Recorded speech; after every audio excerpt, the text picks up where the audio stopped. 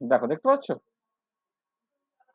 হ্যাঁ স্যার। হুম, দেখো, তাহলে আমরা এখন পর্যন্ত যেটা করে ফেলেছি আর কি, what you have discuss so far, তাতে আমরা দেখো এই জিনিসগুলো করে ফেলেছি। চ্যাপ্টার ওয়ানে যে জিনিসগুলো ছিল সেগুলো আলোচনা করে ফেলেছি।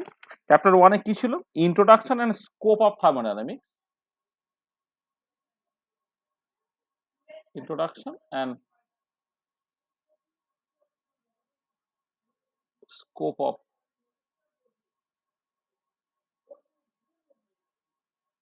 থার্মোডাইনামিক্স, এটা আমরা করেছি। তারপরে চ্যাপ্টার টুতে থার্মোডাইনামিক্স পড়ার জন্য যে মিনিমাম অঙ্কটা লাগে সেটা আমরা করে ফেলেছিলাম। ম্যাথামেটিক্স ফর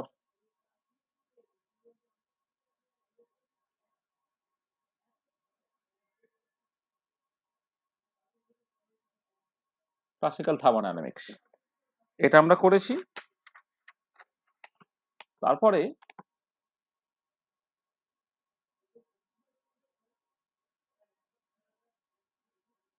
চ্যাপ্টার থ্রিতে some basic concepts and zeroth law of thermodynamics, এটা বলা হয়েছে। Some basic concepts and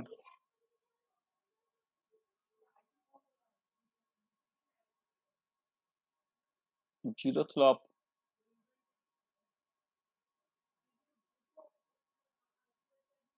thermodynamics, এটা বলা হয়েছে।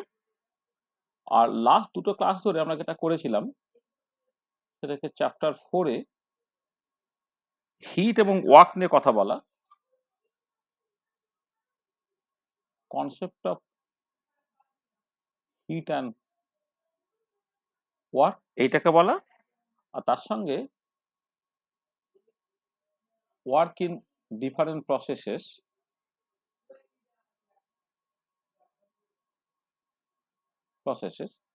এইগুলো আমরা দেখো অলরেডি ডিসকাস করে ফেলেছি। আজকে আমরা যেটা আলোচনা করব, আজকের জিনিসটা, আজকে যে আলোচনাটা হবে না, সেই আলোচনাটা তুমি দেখবে যে হাতে কষার জিনিসপত্র কম আছে। অ্যাকচুয়ালি কনসেপচুয়াল বেশ কিছু জিনিস অ্যাকচুয়ালি ইন্ট্রোডিউস করার দরকার পড়ে। সেখানে আজকের ক্লাসটা আমরা পিপিটি মোডে পড়বো, মানে মানে পাওয়ার পয়েন্ট বানানো আছে, সেইটাকে দেখে দেখে বলবো এবং খুব ধীরে ধীরেই বলবো। এবং তারপরে শেষের দিকে কিছু নিউমেরিক্যাল প্রবলেম করার জায়গা আছে, সেই জায়গাটা আমি ঠিক ঠিক করে মানে হাতে কষে যা ব্যাপারটাকে দেখাবো দেখাবো আর কি। মানে what we want to discuss today,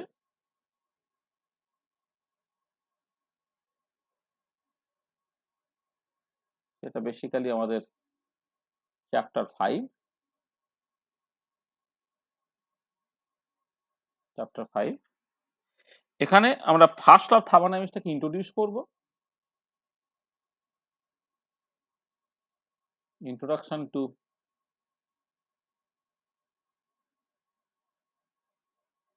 first law of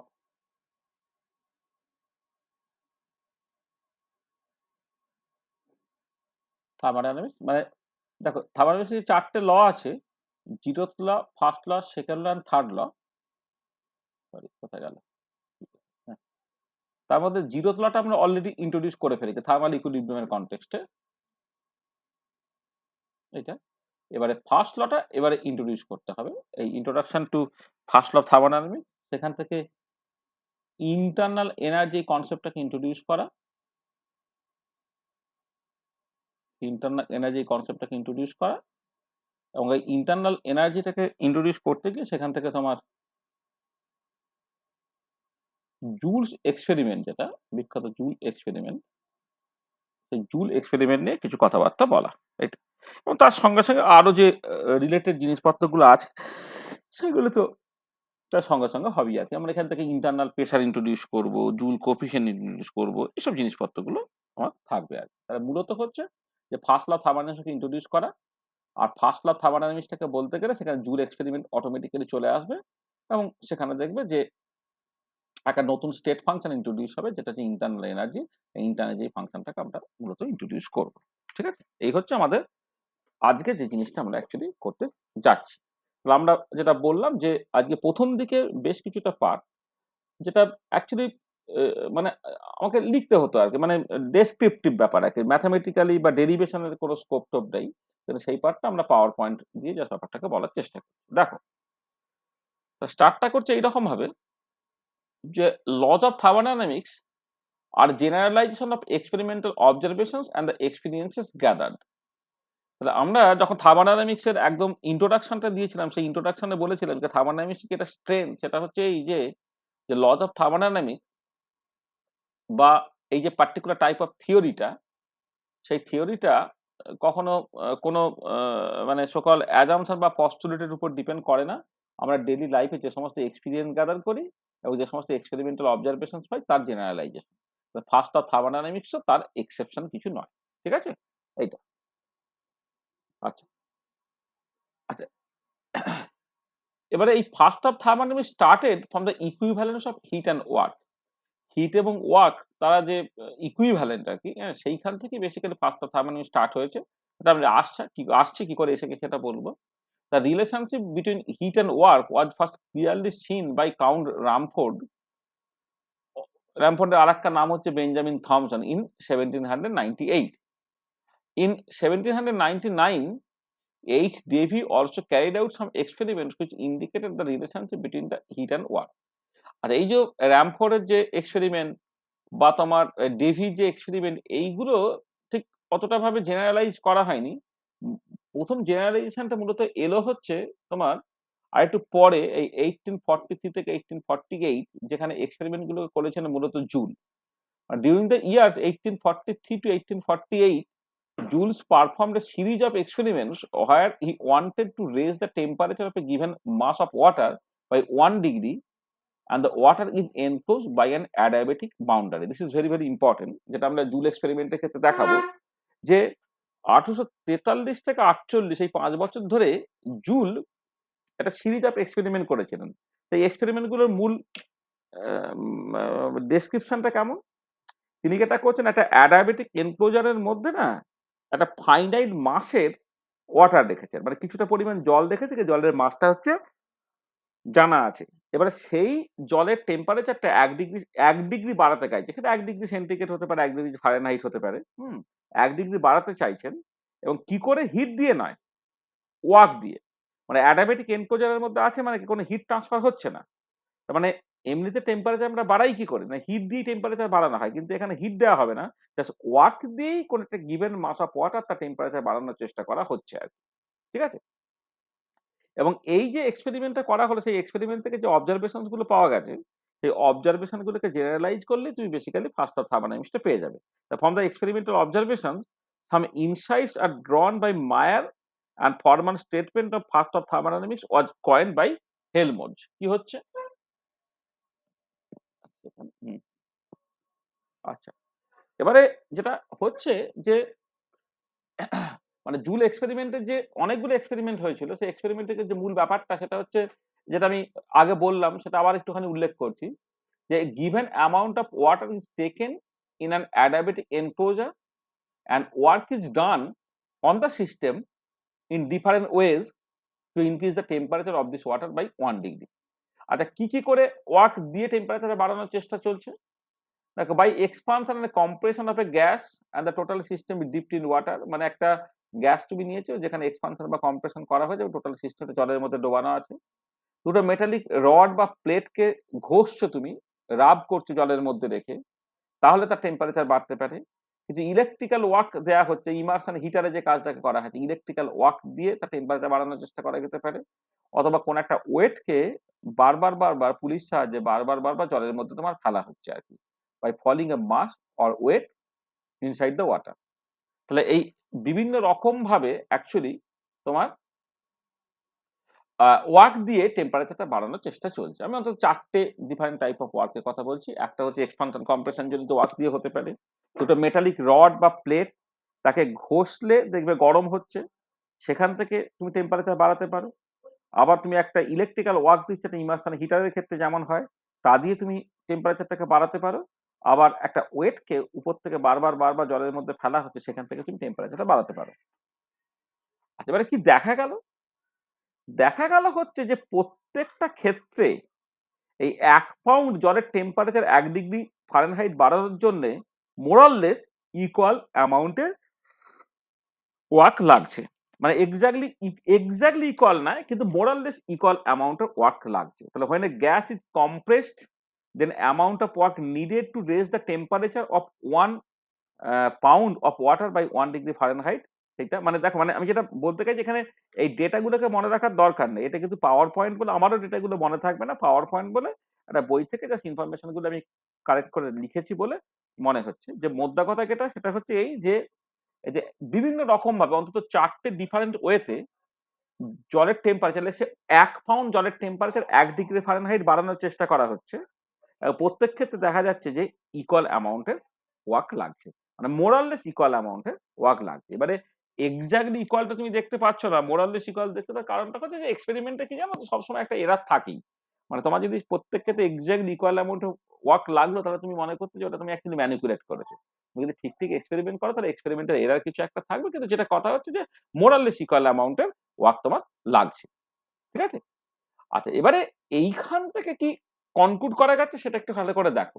তাহলে ইনফারেন্স কি ড্র করা হচ্ছে যে from the result it is clear that in each case more or less equal amount of work is required to raise the temperature of unit mass of water by unity when water is enclosed in an adiabatic container। মানে adiabatic container এর মধ্যে adiabatic enclosure এর মধ্যে জলটাকে রাখা হয়েছিল যাতে করে হিট ভেতরে ঢুকতে না পারে, হিট বাইরে না বেরোতে পারে। সেইখানে বিভিন্ন রকম ভাবে ওয়ার্ক দিয়ে একটা গিভেন অ্যামাউন্ট অফ ওয়াটার তার টেম্পারেচারটা পার্টিকুলার ডিগ্রি লেস ১ ডিগ্রি বাড়ানোর চেষ্টা হয়েছে। দেখছি প্রত্যেক ক্ষেত্রে more or less equal amount of work লাগছে। This important observation has been confirmed by many later workers using several different substances other than water। মানে জল বাদ দিয়ে অন্যান্য সাবস্টেন্সের ক্ষেত্রে এই এক্সপেরিমেন্ট গুলো করে দেখা গেছে হ্যাঁ প্রত্যেক ক্ষেত্রে অ্যাকচুয়ালি একই রকম জিনিসটা পাওয়া যাচ্ছে। From the above observation we can conclude that in an adiabatic process equal amount of work is required to raise the temperature of unit mass of substance by unity। মানে অ্যাডিয়াবেটিক এনকোজারের মধ্যে কোনো given অ্যামাউন্টের substance দেখে তার temperature ১ degree বাড়ানোর জন্য প্রত্যেক ক্ষেত্রে হচ্ছে তোমার ইকুয়াল অ্যামাউন্ট অফ ওয়ার্ক লাগছে। তাহলে in an adiabatic process equal amount of work is required to raise the temperature of unit mass of a substance by unity.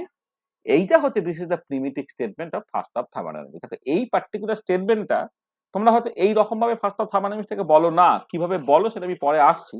কিন্তু প্রথম যে ফার্স্ট অফ থার্মোডাইনামিক্স এর স্টেটমেন্ট এসেছিল সেটা হচ্ছে এই যে অ্যাডিয়াবেটিক এনকোজারের মধ্যে যদি তুমি থাকো তাহলে equal amount of work is needed to raise the temperature of unit mass of a substance by unity. তা দেখো এই যতটুকু বললাম এই জায়গাতে কারো কিছু অসুবিধা থাকলে বলে নাও, যে কেমন করে এই কনক্লুশনটায় পৌঁছাচ্ছি সেটা তোমার কাছে পরিষ্কার কিনা। আমি আরেকবার রিভাইজ করছি, সেটা হচ্ছে যে 1843 থেকে 1848 এই সময়ে জুল সিরিজ অফ এক্সপেরিমেন্ট করেছিলেন, যেখানে তিনি করেছিলেন কি অ্যাডিয়াবেটিক এনক্লোজারের মধ্যে কিছুটা গিভেন অ্যামাউন্টের জল রেখে বিভিন্নভাবে ওয়ার্ক দিয়ে তার টেম্পারেচারটা বাড়ানোর চেষ্টা করেছিলেন, এবং বিভিন্নভাবে ওয়ার্ক দিয়ে টেম্পারেচার বাড়াতে গিয়ে দেখা গেল যে প্রত্যেক ক্ষেত্রে ইকুয়াল অ্যামাউন্ট অফ ওয়ার্ক লাগছে to raise the temperature of unit mass of water by unity. অন্যান্য সাবস্টেন্সের ক্ষেত্রে ঠিক একই অবজারভেশন দেখতে পাওয়া যায়। সেখান থেকে যে কনক্লুশনে পৌঁছানো যাচ্ছে সেটা হচ্ছে এই যে in an adiabatic process equal amount of work is needed to raise the temperature of unit mass of a substance by unit. দেখো এই পর্যন্ত কারো কিছু অসুবিধা আছে কিনা? কারো কিছু অসুবিধা আছে?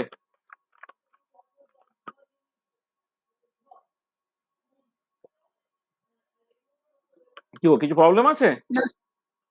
না স্যার। চলো আচ্ছা, এবারে যেটা কথা হচ্ছে যে দেখো এই যে কোন একটা গিভেন অ্যামাউন্ট অফ ওয়াটার তার টেম্পারেচার তুমি বাড়াচ্ছ, সেটা তো ওয়ার্ক দিয়ে করা হলো, অ্যাডিয়াবেটিক এনকোজারের মধ্যে রেখেছো, অর্থাৎ হিটের ট্রান্সফার হচ্ছে না, তো তুমি ওয়ার্ক দিয়ে টেম্পারেচারটা বাড়ালে তুমি। আচ্ছা, আবার তোমাদের প্রিভিয়াস এক্সপিরিয়েন্স কি বলে? জলের টেম্পারেচার তো জাস্ট বাড়ানোর জন্য হিট দিয়েও তো ওই কাজটাকে করা যায়। মানে আমরা মূলত তাই করি যে কোন একটা টেম্পারেচার বাড়ানোর জন্য হিটই দিতে থাকি। এবার জুল যেটা দেখলেন সেটা হচ্ছে এই যে জলের টেম্পারেচারটা বাড়ানো হচ্ছে ওয়ার্ক দিয়ে, হিট দিয়েও তো একই কাজটাকে করা যায়। তার মানে একই কাজ যদি হিট দিয়েও করা যায়, ওয়ার্ক দিয়েও করা যায়, তাহলে সেখান থেকে অটোমেটিক্যালি যেটা বোঝা যাচ্ছে সেটা হচ্ছে হিট আর ওয়ার্ক হচ্ছে ইকুইভ্যালেন্ট। মানে এই যে ইকুইভ্যালেন্ট, ইকুয়াল নয় কিন্তু বলা হচ্ছে ইকুইভ্যালেন্ট। মানে ধরো তুমি একটা ফ্ল্যাট কিনতে চাইছো, ফ্ল্যাট কেনার জন্য তুমি ক্যাশ টাকা দিয়েও কিনতে পারো, আবার গয়না দিয়েও কিনতে পারো ধরো দেশে, বা কোনো একটা জমি আছে জমিটাকে হ্যান্ড ওভার করে দিয়েও তুমি কিনতে পারো। তার মানে কি এখানে কি টাকা, মাটি, হ্যাঁ, তারপরে সোনা, সেগুলো তোমার ইকুইভ্যালেন্ট হয়ে যাচ্ছে। তারা কিন্তু ইকুয়াল নয়, মানে ১ কেজি মাটি মানে ১ কেজি টাকা মানে ১ কেজি সোনা এরকম নয়। কিন্তু তারা ইকুইভ্যালেন্ট, মানে একই কাজ তোমার হিট দিয়েও হতে পারে, ওয়ার্ক দিয়েও হতে পারে। তো সেখান থেকে তুমি যে কনক্লুশনটা ড্র করতে পারো সেটা হচ্ছে heat and work are equivalent. ঠিক আছে? আচ্ছা দিস, এই যে দেখো এখানে বলেছে হিট অ্যান্ড ওয়ার্ক ইকুইভ্যালেন্ট, তাহলে W proportional to Q. W একটা প্রপোর্শনালিটি কনস্ট্যান্ট লাগবে, ধরে নাও জে ইন্টু কিউ। এই প্রপোর্শনালিটি কনস্ট্যান্ট যেটাকে বলা হয়েছে জুল কনস্ট্যান্ট। আর এবার জুল কনস্ট্যান্টের ভ্যালুটা তুমি বের করছো কি করে? না, এক্সপেরিমেন্ট থেকে দেখতে পাচ্ছ যে ধরো ১ গ্রাম জলের টেম্পারেচার ১ ডিগ্রি সেন্টিগ্রেড বাড়াচ্ছি। তো ১ গ্রাম জলের টেম্পারেচার ১ ডিগ্রি সেন্টিগ্রেড বাড়াচ্ছি এবং সেটা ইউজুয়ালি 14.5 ডিগ্রি সেন্টিগ্রেড থেকে 15.5 ডিগ্রি সেন্টিগ্রেডে বাড়াচ্ছি। তার ক্ষেত্রে যদি তুমি ওয়ার্ক দাও, দেখতে পাচ্ছ যে 4.184 জুল ওয়ার্ক লাগছে। আর যদি হিট দাও, তুমি দেখতে পাচ্ছ 1 ক্যালোরি হিট লাগছে। মানে একই কাজ করছো তুমি। ১ গ্রাম জলের টেম্পারেচার 14.5 ডিগ্রি সেন্টিগ্রেড থেকে 15.5 ডিগ্রি সেন্টিগ্রেডে ইনক্রিজ করছো, 14.5 ডিগ্রি সেন্টিগ্রেড টু 15.5 ডিগ্রি সেন্টিগ্রেডে ইনক্রিজ করছো। দেখতে পাচ্ছ কি যে প্রত্যেক ক্ষেত্রে তোমার মানে প্রত্যেক ক্ষেত্রে মানে আমি বলছি যে মানে আবার বলছি যে ১ গ্রাম জলের টেম্পারেচার 14.5 ডিগ্রি সেন্টিগ্রেড থেকে 15.5 ডিগ্রি সেন্টিগ্রেড তুমি হিট দিয়ে করতে পারো, আবার ওয়ার্ক দিয়ে করতে পারো। হিট দিলে লাগছে ১ ক্যালোরি হিট, আর ওয়ার্ক দিলে লাগছে 4.184 জুল ওয়ার্ক। তো এই দুটো থেকে তুমি জাস্ট বলতে পারো যে J equal to 4.184 joule per calorie. তাহলে এখান থেকে তুমি জুল কোএফিসিয়েন্টের ভ্যালুটাকে পেয়ে যাচ্ছ, সেটা হচ্ছে 4.184 জুল পার ক্যালোরি। মানে ডব্লিউটা যখন তুমি 4.184 জুল লিখছো, এটা জে রাখলে, আর কিউটের জায়গায় তখন তুমি 1 ক্যালোরি লিখছো, সেখান থেকে জে এর ভ্যালু পেয়ে গেলে 4.184 জুল পার ক্যালোরি। এটা অনেক সময় 4.2 জুল পার ক্যালোরিও লোকে বলে দেয়। ঠিক আছে?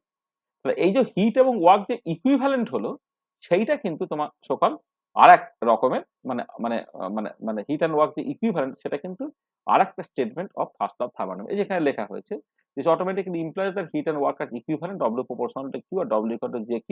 This proportional to constant J is known as the Joule constant. আর this is the another statement of first of thermodynamics. দেখো ফার্স্ট অফ থার্মোডাইনামিক্স থেকে তুমি আরেকটা স্টেটমেন্ট পেয়ে যাবে। তাহলে এই সেকেন্ড স্টেটমেন্টটা পরিষ্কার তোমার কাছে? ঠিক আছে? হ্যাঁ স্যার। আচ্ছা, চল।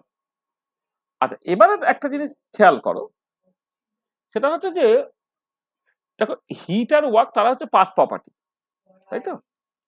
হিট আর ওয়ার্ক হচ্ছে পাথ প্রপার্টি, কিন্তু টেম্পারেচার তো স্টেট প্রপার্টি। তাহলে we know heat and work are path properties, but temperature is a state property. We supply a particular amount of heat or work such that temperature of the system is increased from one particular value to another. তাহলে আমি just একটা particular অ্যামাউন্টে hit বা work দিচ্ছি, তার জন্য করে একটা particular সিস্টেমের টেম্পারেচারটা একটা পার্টিকুলার ভ্যালু থেকে একটা পার্টিকুলার ভ্যালুতে যাচ্ছে। আর টেম্পারেচার যেহেতু স্টেট প্রপার্টি, আমি তাহলে বলতে পারি কি সিস্টেমটা একটা পার্টিকুলার স্টেট থেকে আরেকটা পার্টিকুলার স্টেটে যাচ্ছে। Now the question is how is it possible? কি করে এটা সম্ভব হচ্ছে?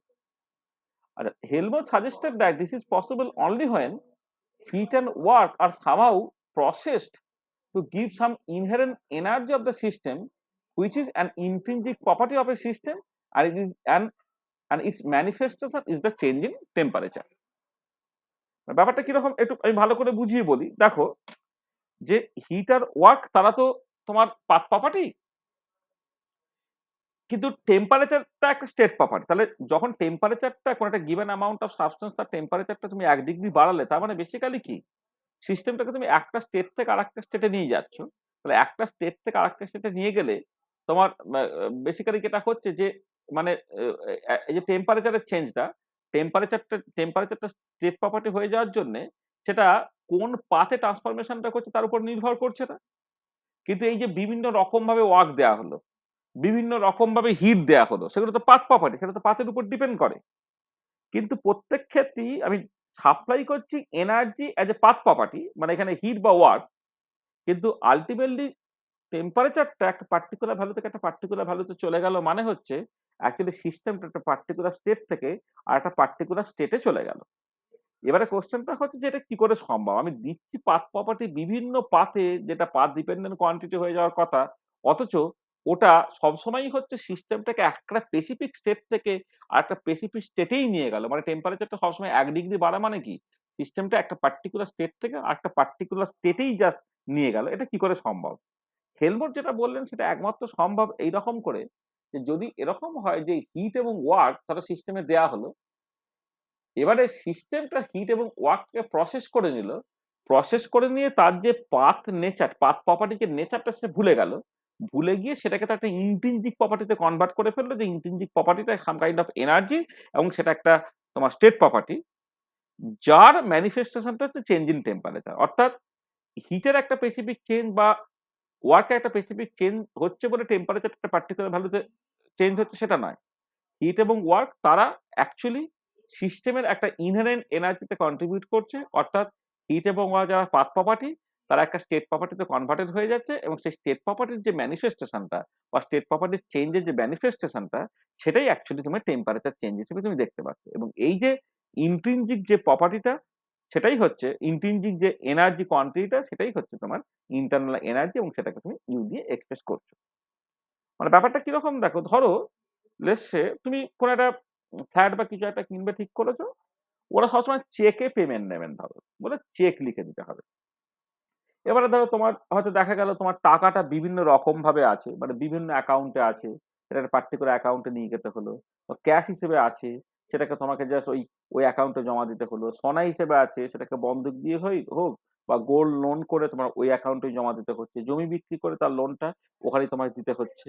তা দেওয়ার পরে তারপরে তুমি চেকটাকে লিখতে পারছো এবং তুমি ফ্ল্যাটটাকে পেতে পারছো। তার মানে আল্টিমেটলি যখন চেকটা লিখে ফেলা হচ্ছে তার আগে ওই যে টাকাটা ঠিক কোন সোর্স থেকে কোথা থেকে কিরকম ভাবে এলো সেই ইতিহাসটা কিন্তু দেখো অ্যাকচুয়ালি আমরা ভুলে যাচ্ছি। ঠিক আছে? এখানেও তাই যে হিট দিচ্ছি বা ওয়ার্ক দিচ্ছি কারা পাথ প্রপার্টি। কোন পাথে হিটটাকে দেয়া হচ্ছে, কোন পাথে ওয়ার্কটাকে দেয়া হচ্ছে ইট অ্যাকচুয়ালি ম্যাটার করা উচিত। কিন্তু দেখতে পাচ্ছি যে প্রত্যেক ক্ষেত্রে একটা গিভেন অ্যামাউন্ট অফ সাবস্টেন্সটা একটা পার্টিকুলার স্টেট থেকে একটা পার্টিকুলার স্টেটে যাচ্ছে। অর্থাৎ টেম্পারেচার চেঞ্জ একটা পার্টিকুলার ভ্যালু থেকে একটা পার্টিকুলার ভ্যালুতেই যাচ্ছে। তার মানে বেসিক্যালি ওই পাথ ডিপেন্ডেন্ট যে নেচারটা সেটা সামহাউ অ্যাবলিশ হয়ে যাচ্ছে। সেটা কি করে সম্ভব হতে পারে? সম্ভব হতে পারে এইরকম ভাবে হিট এবং ওয়ার্ক তাদের যেহেতু ইউনিট এবং ডাইমেনশন হচ্ছে তোমার এনার্জি, তাহলে এই হিট এবং ওয়ার্ক সিস্টেমে ঢুকে ফেলার পরে ওটা একটুখানি তার মানে প্রসেসটা একটা আত্তীকরণ হয়ে গেল। আত্তীকরণ হয়ে গিয়ে সে বেসিক্যালি ওটাকে নিজের করে নিল। নিজের একটা ইন্টারনাল এনার্জি বা ইন্ট্রিনজিক এনার্জিতে কনভার্ট করে ফেলল। তা ওইটাই হচ্ছে তোমার ইন্টারনাল এনার্জি, এটাকে অ্যাকচুয়ালি তুমি ইউ দিয়ে এক্সপ্রেস করছো। তাহলে দেখো এখান থেকে যে ইন্টারনাল এনার্জি কনসেপ্টটাকে কেন আনতে হচ্ছে বুঝতে পারছো এখানে? যেটা বললাম, এটা পরিষ্কার? হ্যাঁ স্যার। তাই তো? আচ্ছা এবারে দেখো তাহলে। তাহলে এবারে যেটা most popular statement of first of থার্মার আমি সেটায় আসবো। যে দেখো যে ধরো যে নাও heat Q and work W both can be supplied to the system such that it is transformed from one initial state having internal energy UA to another state having internal energy UB. তাহলে যেটা হচ্ছে যে সিস্টেমটার একটা inherent energy ছিল, ধরে নাও সেটা UA.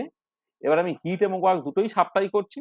Hit এবং work দুটোই সাপ্লাই করার জন্য সিস্টেমটা একটা স্টেট থেকে আরেকটা স্টেটে চলে গেল। অন্য স্টেটে যাওয়ার পরে তার ইন্টারনাল এনার্জিটা ধরো সেটা ইউবি হয়ে গেছে। ঠিক আছে?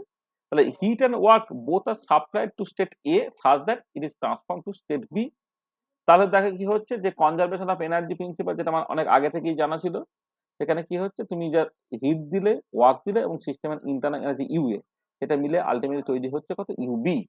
তো দেখো ইউবি মাইনাস ইউএ সেটা হচ্ছে কিউ প্লাস ডব্লিউ হয়ে যাচ্ছে। মানে ডেল্টা ইউ হয়ে যাচ্ছে কিউ প্লাস ডব্লিউ। অর্থাৎ এই যে আমার এই সিস্টেমটা যখন ইনিশিয়াল স্টেট এ তে ছিল তখন তার ইন্টারনাল যে ইউএ ছিল সেখানে তুমি জাস্ট ওয়ার্ক দিলে এবং হিট দিলে। দেওয়ার পরে হচ্ছে সে অন্য একটা স্টেট বি তে চলে গেল হ্যাভিং ইন্টারনাল যে ইউবি। তাহলে পরিষ্কার মানে from conservation of energy principle Q plus W plus U A equal to U B এর সঙ্গে সমান। সেখান থেকে ইউবি মাইনাস ইউএ হয়ে যাচ্ছে কিউ প্লাস ডব্লিউ। অর্থাৎ change in internal energy delta U হয়ে যাচ্ছে Q plus W. For infinitesimal change, এটা যে ফাইনাইট চেঞ্জের জন্য তখন তুমি এই ডেল্টাটাকে ডি লিখবে আর এখানে হিট এবং ওয়াট তারা পাথ প্রপার্টি বলে, তুমি ডি কাট কিউ এবং ডি কাট ডব্লিউ লিখবে। তাহলে এই যে পার্টটা delta U equal to Q plus Q plus W বা D U equal to D cut Q plus D cut W, এইগুলি হচ্ছে তোমার মোস্ট পপুলার স্টেটমেন্ট বা operational statement of first of thermodynamics. অর্থাৎ ফার্স্ট অফ থার্মোডাইনামিক্স যদি তোমাকে বলতে পারো, তুমি এইরকম ভাবে বলবে যে কোনো একটা সিস্টেমের ইন্টারনাল যে চেঞ্জটা হচ্ছে তার হিট এবং ওয়ার্কের সঙ্গে সমান হয়ে যাচ্ছে।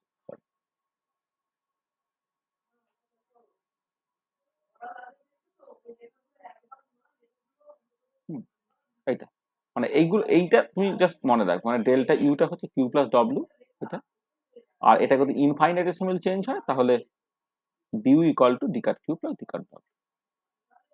তাহলে ফার্স্ট অফ থার্মোডাইনামিক্স যদি তোমাকে বলতে পারলে আগে যে দুটো স্টেটমেন্টের কথা বলেছি ওই দুটো স্টেটমেন্ট জাস্ট বলার দরকার নেই। হ্যাঁ, ওটা মানে আসলে আমি একটুখানি ক্রিটিক্যালি কথাগুলো বললাম বলে এরকম ভাবে বললাম, তুমি যদি ওগুলো বলো এগুলোকে হয়তো মানে কি বলবো নম্বর দিচ্ছেন, সেখানে বেটার হচ্ছে সবসময় এইরকম করে বলা ভালো যে চেঞ্জ ইন ইন্টারনাল এনার্জি হচ্ছে হিট প্লাস ওয়ার্কের সঙ্গে সমান। আর যদি ইনফাইনাইটেসিমাল চেঞ্জের কথা বলো তাহলে ডিউ ইকুয়াল টু তোমার D cut Q plus D cut W. ঠিক আছে, এটা আচ্ছা। আচ্ছা, এইটাকে আরেক রকম করে তুমি ভাবতে পারো যে দেখো আমি আগেরটা কি করলাম, সিস্টেমে তুমি হিট এবং ওয়ার্ক দুটোই সাপ্লাই করলে। এই যে ইনিশিয়ালি সিস্টেমটা স্টেট এতে ছিল, সেখানে ওয়ার্কও দিলে হিটও দিলে। আর আরেক রকম হতে পারে যে ধরো একটা সিস্টেম স্টেট এতে ছিল, আমি এখানে একটা কিউ হিট দিলাম, যার জন্য কি হলো সিস্টেমটা অন্য একটা স্টেটে গেল, যাওয়ার পরে সে কিছুটা ওয়ার্ক করলো। আগেরটা কি হচ্ছে না, আমি সিস্টেমে এতে যার ইন্টারনাল এনার্জি ইউ এ ছিল সেখানে ওয়ার্কও দিল হিটও দিলাম, দিয়ে সিস্টেমটা অন্য স্টেটে চলে গেল বিতে উইথ ইন্টারনাল এনার্জি ইউবি, সেখানে গিয়ে সে আর কোনো কাজ করছে না। আর সেকেন্ড কেসটা আমি যেটা করছি যে সিস্টেমটা এ স্টেটে ছিল with an internal energy equal to U A, সেখানে যে কিউ হিট দেয়া হলো তাতে করে সিস্টেমটা এ থেকে বিতে চলে গেল উইথ ইন্টারনাল এনার্জি ইউবি, এখানে যাওয়ার পরে তারপরে সে কিছুটা ওয়ার্ক করছে। তাহলে এখানে কনজারভেশন অফ এনার্জি প্রিন্সিপাল থেকে আমি কি লিখবো না U A plus Q equal to U B minus W, কারণ এখানে work done by the system হয়ে গেছে, সেটা নেগেটিভ এইটা। তাহলে দেখো এখান থেকে আবার তুমি পেয়ে যাচ্ছ U B minus U A equal to Q plus W, অর্থাৎ delta equal to Q plus W, আর ইনফাইনাইটেসিমাল চেঞ্জের জন্য D equal to D cut Q plus D cut W. তাহলে যেভাবেই করো না কেন দেখো তুমি বেসিক্যালি ওই delta U equal to Q plus W বা D equal to D cut Q plus D W এই জায়গায় এসে পৌঁছাচ্ছে। ঠিক আছে, তাহলে এটা সেই operational or most popular statement of first of thermodynamics. আচ্ছা, এবারে ফার্স্ট অফ থার্মোডাইনামিক্সটাকে তুমি অনেক সময় কনজারভেশন অফ এনার্জিও বলতে পারো। কিরম করে দেখো, যদি আমি একটা ইউনিভার্স নিই অর আইসোলেটেড সিস্টেম নিই, তাহলে তার ডিকাট কিউ সাডেনলি জিরো, মানে আইসোলেটেড সিস্টেমের জন্য হিটের আদান প্রদান ঘটবে না, ওয়ার্কের আদান প্রদান ঘটবে না, তার D cut Q equal to zero and D cut W equal to zero. তাহলে from first law of thermodynamics থেকে D U equal to D cut Q plus D cut W equal to zero হয়ে গেল। আমি কি বলতে পারছি যে for an isolated system or for the universe total internal energy is constant. মানে দেখো টোটাল ইন্টারনাল এনার্জিটা এখন কিন্তু তোমার বেসিক্যালি কনস্ট্যান্ট হয়ে গেল। ঠিক আছে,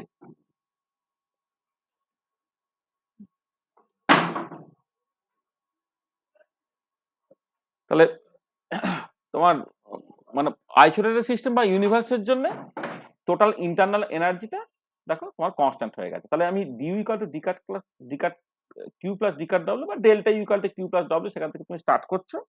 তাহলে আইসোলেটেড সিস্টেম বা ইউনিভার্স যদি তুমি কনসিডার করো, মানে ইউনিভার্স সার্টেনলি একটা আইসোলেটেড সিস্টেম, তার ক্ষেত্রে হিটের আদান প্রদান ঘটছে না বলে কিউটা জিরো, ওয়ার্কের আদান প্রদান ঘটবে না বলে তোমার ডব্লিউটা জিরো, সেখান থেকে ডেল্টা ইকুয়াল টু জিরো হয়ে যায়। তুমি এখান থেকে বলতে পারছো যে for an isolated system or for the universe total internal energy is constant. This is the most catchy statement of first of thermodynamics. মানে ফার্স্ট অফ থার্মোডাইনামিক্স যখন তুমি দেখবে কোনো একটা ইন্টারভিউ বা কিছুতে যাচ্ছ, তুমি যদি এই স্টেটমেন্টটা হঠাৎ করে বলো না যে for an isolated system total for an isolated system or for the universe total internal energy is constant, একদমই ঠিক কথা।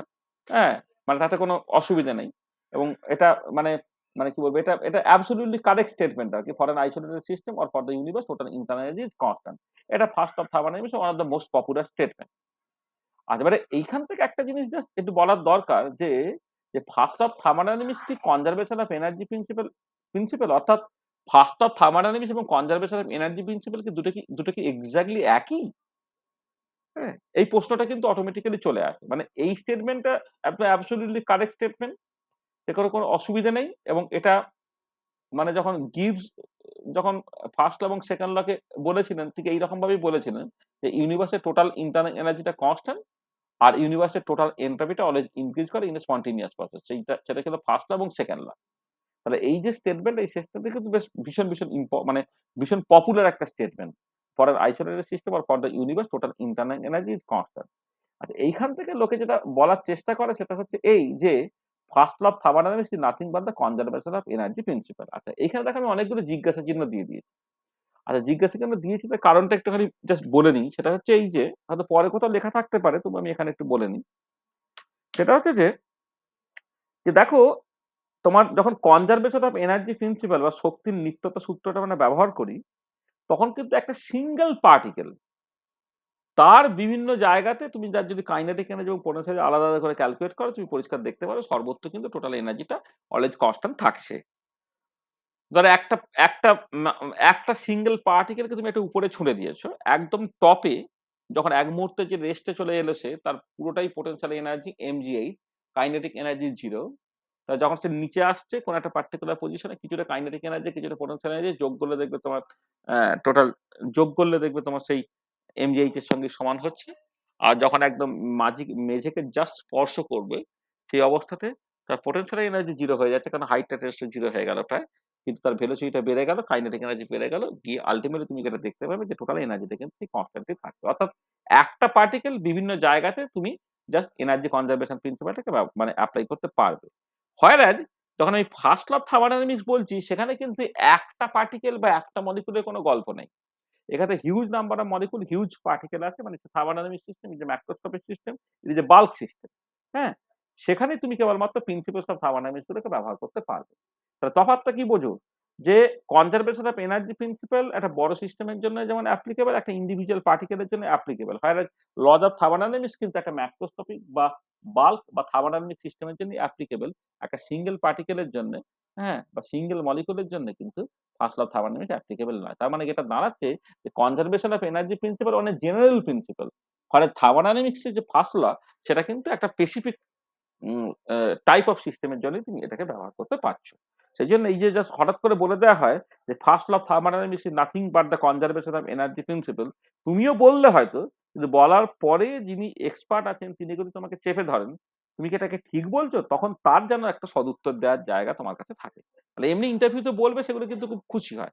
যে যে first of thermodynamics is nothing but the conservation of energy principal. তুমি হঠাৎ করে যখন বলবে দেখবে যে যিনি ইন্টারভিউ নিচ্ছেন উল্টো দিকে বসে খুব খুশি হয়ে গেল। কিন্তু ওই আমার মতো কিছু ক্রিটিক্যাল লোক থাকলে তখন আমি বলব, "আচ্ছা এটা কি সত্যি?" কেন কনজারভেশন অফ এনার্জি প্রিন্সিপাল তো অনেক আগে থেকেই আছে। ফার্স্ট ল অফ থার্মোডায়নামিক্স সেই রেসপেক্ট এ তো অনেক পরে এসেছে। যদি first law of thermodynamics nothing but the conservation of energy principle হয়, তাহলে তো আর ফার্স্ট ল অফ থার্মোডায়নামিক্স নিয়ে কেউ মাতামাতি করত না। তাই না? তো মাতামাতি করছে কেন? কারণ দুটোর মধ্যে অ্যাকচুয়ালি তোমার তফাৎটা আছে। যে কনজারভেশন অফ এনার্জি প্রিন্সিপাল অনেক জেনারেলাইজড প্রিন্সিপাল যেটাতে বড় সিস্টেম, ছোট সিস্টেম, সিঙ্গেল পার্টিকেল সবার ক্ষেত্রে applicable. Whereas first law of thermodynamics is applicable for a thermodynamic system that is for a macroscopic or bulk system. দেখ এটা পরিষ্কার হয়েছে কথাটা? ঠিক আছে? হ্যাঁ, স্যার। আচ্ছা চলো। আচ্ছা এবারে একটা বলি যে perpetual machine of first kind. আসলে perpetual machine of first kind এটা অ্যাকচুয়ালি কনসেপ্ট একটা। অ্যাকচুয়ালি মানুষ যখন ইংল্যান্ডে যখন শিল্প বিপ্লব হচ্ছিল তখন মানুষ চেয়েছিল যে কতটা কম পরিমাণ ইনভেস্ট করে বেশি পরিমাণ ওয়ার্ক পাওয়া যেতে পারে। সেখানেই ছিল perpetual machine of first kind যেটা বেসিক্যালি বলছে এটা একটা মেইনজিন এটা একটা মেশিন বা একটা মেকানিক্যাল ডিভাইস যেটা একটা সাইকেলে কাজ করে। যে অ্যাকচুয়ালি কিছুটা non zero amount of work দেবে আউট অফ নাথিং। অর্থাৎ কোনো হিট সে নেবে না কিন্তু non zero amount of work দেবে। এইটা যদি হতো সেটা হচ্ছে তোমার perpetual machine of first kind. তাহলে কি হচ্ছে? Perpetual machine of first kind is a machine that can produce some non-zero amount of work out of nothing, that is without taking any heat. আচ্ছা এবারে কথাটা হচ্ছে এই যে perpetual motion machine of first kind আমি বললাম এই মেশিনটা আদৌ এক্সিস্ট করতে পারে কিনা, অর্থাৎ এই পার্টিকুলার টাইপ অফ মেশিনটা তুমি চেষ্টা করে আদৌ তৈরি করতে পারবে কিনা। আচ্ছা, ফার্স্ট ল অফ থার্মোডাইনামিক্স বলবে না এটা তৈরি করা সম্ভব না। কি করে? দেখো ফার্স্ট ল অফ থার্মোডাইনামিক্স থেকে du = d cat q + d cat w। আর সবসময় একটা মেশিন সে বেসিক্যালি কিন্তু সাইক্লিক প্রসেস এ কাজ করে। কারণ মেশিনকে তো একই কাজ বারবার করে করতে হয়। তাহলে একই কাজ যদি বারবার করে করতে হয় তাহলে তাকে সার্টেনলি একটা সাইক্লিক প্রসেস এর থ্রু দিয়েই হচ্ছে যেতে হবে। ঠিক আছে? এটা।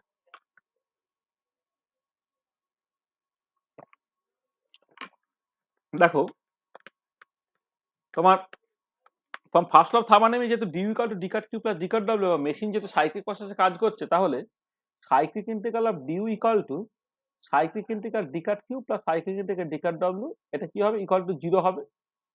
তাহলে সাইক্লিক প্রসেস যদি হয়, সাইক্লিক প্রসেসের ক্ষেত্রে তো ইন্টারনাল এনার্জি একটা স্টেট ফাংশন যেহেতু তো সাইক্লিক ইন্টিগ্রাল du সবসময় 0 হতে হবে। হ্যাঁ? এটা। আর সাইক্লিক প্রসেস মানে এটা কেন বলতে পারছো? কারণ ইন্টারনাল এনার্জি একটা স্টেট প্রপার্টি সেইজন্য। যেখান থেকে শুরু করেছো সেটাই হবে। এটা কেন বলতে পারছো? as u is a state property সেইভাবেই তো আমি ডিফাইন করেছি এটাকে। u is a state property cyclic integral du যেটা cyclic integral of d cat q plus cyclic integral of d cat w = 0 হয়ে গেল। তো এখান থেকে cyclic integral d cat q টা কত হয়েছে? Minus of cyclic integral d cat w হয়ে যাচ্ছে। তুমি মড নাও, মড মানে ম্যাগনিটিউড নিচ্ছি বলে মড নিচ্ছি আর কি। এবং এখান থেকে পরিষ্কার দেখো যে যদি হিটটা কোনোভাবে 0 হয়ে যায় তাহলে ওয়ার্কটা কিন্তু 0 হতে বাধ্য। তার মানে কি? যদি তুমি কোনো হিট সাপ্লাই না করো তাহলে কিন্তু তুমি ওয়ার্ক পাবে না। তার মানে perpetual motion machine of first kind যেটা বলছিল যে আমি হিট দেব না কিন্তু ওয়ার্ক পাবো সেটা সম্ভব নয়। হ্যাঁ? তোমাকে হিট কিছুটা দিতে হবে যেটা ওয়ার্ক তোমার পাওয়ার জন্য। ঠিক আছে? এটা। Perpetual machine of first kind কি বুঝলে? এবং first law of thermodynamics actually discuss the possibility of existence of perpetual machine of first kind সেটাও বুঝলে। ঠিক আছে? পরিষ্কার? হ্যাঁ স্যার। আচ্ছা। আচ্ছা, এবার ইন্টারনাল এনার্জি সম্বন্ধে ২-৪ টে কথাবার্তা বলা খুব কুইকলি। যে দেখো ইন্টারনাল এনার্জি যেটা, internal energy represent the total energy of a system, kinetic energy as well as potential energy, and hence it has SI unit equal to joule and CGS unit হচ্ছে R আর conventional unit হচ্ছে calorie। আর এটা total energy of the system. সেখানে kinetic energy potential energy সব আছে। আচ্ছা, internal energy of a system is directly proportional to the amount or number of moles, it is an extensive property। Energy তো certain একটা extensive property হবে। আচ্ছা, U একটা state property, U is a state property, it depends only on the initial আর final state of the system and it is independent of path of transformation। অর্থাৎ এ থেকে B তে বিভিন্ন পাথে গেলে ধরো ১ নম্বর পাথ, ২ নম্বর পাথ, ৩ নম্বর পাথ যেভাবে তুমি যাও না কেন চেঞ্জ ইন ইন্টারনাল এনার্জি সেটা কিন্তু সবসময় তোমার সমানই হবে এবং সেটা সবসময় হচ্ছে ফাইনাল মাইনাস ইনিশিয়াল মানে ইউবি মাইনাস ইউএ। আর এবারে কনভেনশনালি ইউটাকে as a function of temperature volume এইরকম ভাবে লেখা হয়। তাহলে ইউ সেই ইউ একটা স্টেট প্রপার্টি সেই জন্য ডিউটাকে তুমি del you by del T constant V DT plus del you by del V constant d V এইরকম ভাবে লিখতে পারবে এবং সেটা সার্টেনলি অয়েলার রেসিপ্রোসিটি প্রিন্সিপালটা ওবে করবে। অর্থাৎ del two U by del T del V equal del T oh sorry del two V হয়ে গেছে। স্যার, হ্যাঁ, বলো। স্যার এটা এটা যে ইন্ডিপেন্ডেন্ট অফ দ্য পাথ, হ্যাঁ, এদিকে ওটা proportional to the number of moles, তাহলে আমি যদি মানে ওই প্রসেসটার মাঝখানে ওই পাথের মাঝখানে যদি আমি কিছু ইন্ট্রোডিউস করে দিই আবার না না তাহলে তো না না কনসেন্ট্রেট। তাহলে তার সিস্টেমটাই পাল্টে গেল। সিস্টেমটা তো তোমার ওটাই রাখতে হবে না। একটা সিস্টেম একটা স্টেট থেকে আরেকটা স্টেট যাবে। তুমি যদি মাঝে কোনো অ্যামাউন্ট তুমি এড করে দাও, তাহলে তো আর সিস্টেমটা ওই সিস্টেম রইল না, না? সিস্টেম তো পাল্টে গেল। আচ্ছা স্যার। ঠিক আছে? হয়েছে? তুমি ভালো কোয়েশ্চেন করেছো যে আমি যদি কোনো একটা পার্টিকুলার প্রসেসে নাম্বার অফ মোড যদি মাঝখানে কথা ইন্ট্রোডিউস করে দিই, তাহলে হ্যাঁ সার্টেনলি তোমার মানে যে কোনো স্টেট প্রপার্টির ভ্যালুটা বেড়ে যাবে। তখন সিস্টেমটা তো ওই সিস্টেম আর রইল না। সিস্টেমটাই তোমার পাল্টে গেল আর। ঠিক আছে? এটা মাথায় রাখবে। হ্যাঁ স্যার। আর সাইক্লিক ইন্টিগ্রাল অফ ডিউটা তোমার 0 হয়ে যাচ্ছে। তার মানে দেখো এই যে ইউটা একটা স্টেট প্রপার্টি, তাহলে স্টেট প্রপার্টি হওয়ার জন্য কতগুলো কন্ডিশনটাকে স্যাটিসফাই করতে হয় জানো তোমরা। এটা আমরা স্টেট প্রপার্টি, পাথ প্রপার্টি যখন ডিটেইলে কথাবার্তা বলেছিলাম তখন বলেছিলাম। ইউটাকে কনভেনশনালি টেম্পারেচার ভলিউমের ফাংশন ধরলে ডিউটা del you by delta at constant del you by delta at constant V DT plus del you by del V at constant V D V এইরকম ভাবে লিখতে পারবে। এটা অয়েলার রেসিপ্রোসিটি প্রিন্সিপালটা ওবে করবে। আর এটা তোমার in a cyclic process cyclic integral D equal to তোমার 0 হবে। ঠিক আছে? আচ্ছা, দেখো তাহলে এইখানে আমি এই যে মানে তোমার ইন্টারনাল এনার্জি সম্বন্ধে ২-৩ টে কথাবার্তা বললাম যে ওটা একটা এনার্জি রিপ্রেজেন্ট করে, ওটা একটা এক্সটেনসিভ প্রপার্টি এটা হচ্ছে তোমার স্টেট প্রপার্টি, এবং স্টেট প্রপার্টি হওয়ার জন্য যে একটা এক্সাক্ট ডিফারেন্সিয়াল হবে, অয়লার রেসিপ্রোসিটি প্রিন্সিপাল ওবে করবে, এবং সাইক্লিক ইন্টিগ্রাল অফ ডিউটা জিরো হবে, সেটা আমরা কাজ করলাম। ঠিক আছে, বোঝা গেল? হ্যাঁ স্যার। তাহলে এখন পর্যন্ত যা যা বলেছি জিনিসগুলো পরিষ্কার তো? হ্যাঁ স্যার। আচ্ছা, এবারে একটুখানি ভালো করে কনসেন্ট্রেট করো। দেখো, আমি যখন first law of thermodynamics introduce করলাম, সেখানে জুলের সিরিজ অফ এক্সপেরিমেন্টের কথা আমি বলেছি। যে জুল যেটা করেছিলেন, একটা অ্যাডাবেটিক এনক্লোজারের মধ্যে গিভেন অ্যামাউন্ট অফ ওয়াটার রেখে তার টেম্পারেচারটা 1 ডিগ্রি বাড়ানোর জাস্ট চেষ্টা করছিলেন। হুম, এবং তিনি দেখেছেন প্রত্যেক ক্ষেত্রে ইকুয়াল অ্যামাউন্টে ওয়ার্ক লাগছে, সেইখান থেকে ফার্স্ট ল অফ থার্মোডাইনামিক্সটা অ্যাকচুয়ালি অরিজিনেট করছে। আর এবারে তিনি যে ওখানে যে বিভিন্ন এক্সপেরিমেন্ট করেছিলেন, সেই এক্সপেরিমেন্ট গুলোর ডিটেলিং আমি ওখানে বলিনি, শুধু এইটুকু বলেছিলেন যে হ্যাঁ 1 পাউন্ড জলের টেম্পারেচার 1 ডিগ্রি ফারেনহাইট বাড়ানোর জন্য প্রত্যেক ক্ষেত্রে ওই 775 থেকে 800 ক্যালোরির মতো হচ্ছে তোমার লেগে যাচ্ছে, তোমার এনার্জি লেগে যাচ্ছে, এইটুকু জাস্ট ওখানে বলা হয়েছিল। আচ্ছা, এবারে ওই যে জুলের যে সিরিজ অফ এক্সপেরিমেন্ট ছিল, তার মধ্যে যে কোনো একটা এক্সপেরিমেন্ট আমরা একটুখানি আলোচনা করতে চাইছি ডিটেলে। এখানে আমি হেডিংটার দিকে জুলস এক্সপেরিমেন্টের মধ্যে সবচেয়ে কমন যেটা, সেটা হচ্ছে তোমার ওই এক্সপানশন কম্প্রেশন হচ্ছে সেরকম আর কি।